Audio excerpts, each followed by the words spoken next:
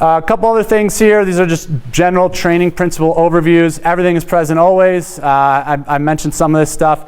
This stuff's been on Jay's website, the High School Runner. Our feet move fast every day. I'll get to that in a minute as well. And I talked about the last bullet point earlier, but this is a big thing too. It's really knowing the true demands of your goal.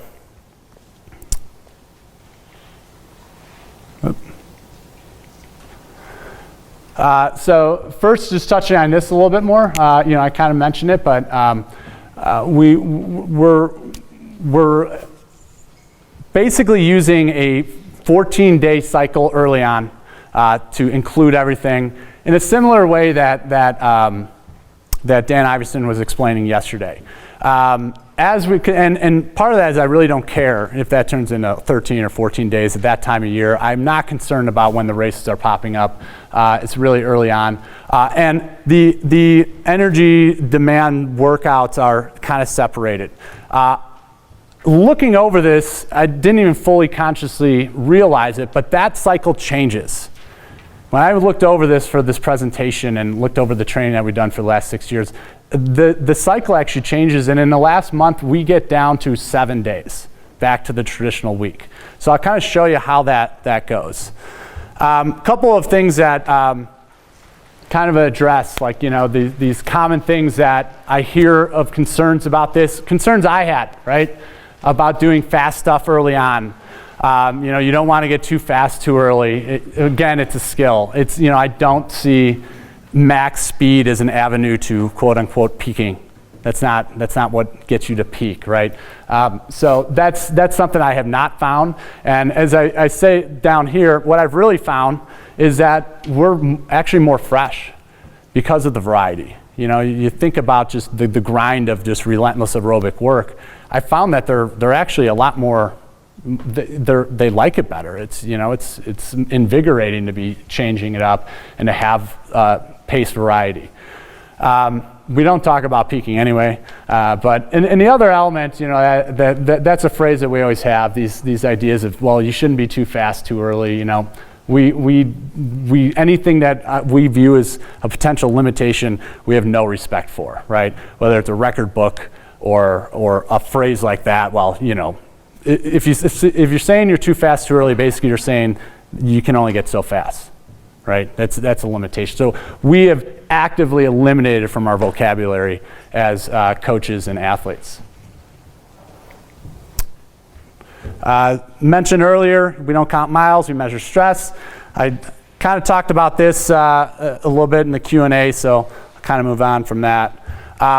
One big thing that we definitely want to point out is this factor, right? So I always say, standard conversation with a high school distance coach is, how many miles are you doing per week? And a common number that would be seen as like a really, you're getting into a high volume program would be, let's say 70 miles per week. And if you look at it, what that amounts to at 7-minute pace, it's about 8 hours a week. That's what it is, right?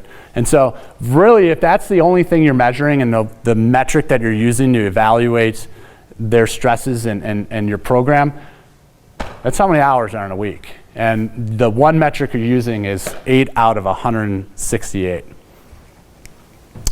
So the moving feet fast every day thing. I've explained this multiple times, and it's been with my research with orthopedics specifically, who specialize in running movement patterns in the Chicago area that I've talked to.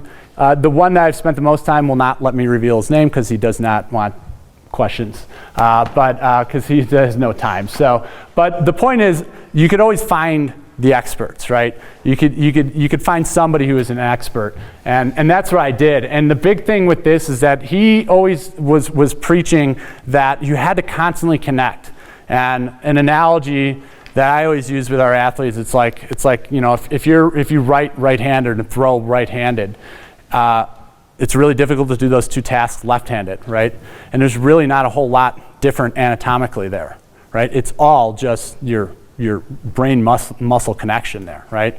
And so I always use the example that the orthopedic gave me, which is the professional golfers waking up in the middle of the night to repattern their golf swing so that they would never, ever go 6 hours, more than 6 hours, without actively patterning that golf swing. And I just took it as like that certainly applies to running, right? You're trying to actively reactivate our running patterns. So part of that is this concept that I came up with, this phrase of just saying we're going to move our feet fast every day. There's a couple reasons for it. One is just general athleticism. Two is to wire our central nervous system. Just get that wired. You know, talk to somebody about ladder drills and someone will say it's dumb, it's a waste of time. Some will say, yeah, there's some function to it. We do ladder drills, and the function really is there's a little bit of central nervous system wiring of just that fast movement, and mostly it's just like glute re-engagement is most of the things that we do with it. At the end of our sessions, I said we don't stretch statically. What we will do is just movements. We'll do movements. They could be dynamic. They could be like a scorpion on the ground. Again, reactivation of muscle patterns to get ready for the next day. So just rewire. I'm crazy about that. I will stop kids in the middle of the run a 90-minute long run. I will stop them in the middle of the run because they're just looking like crap and say, let's reset. I don't want you to run the next 30 minutes like that. So just stop, let's reset. And so we're constantly doing it. It's just part of our language. For sure.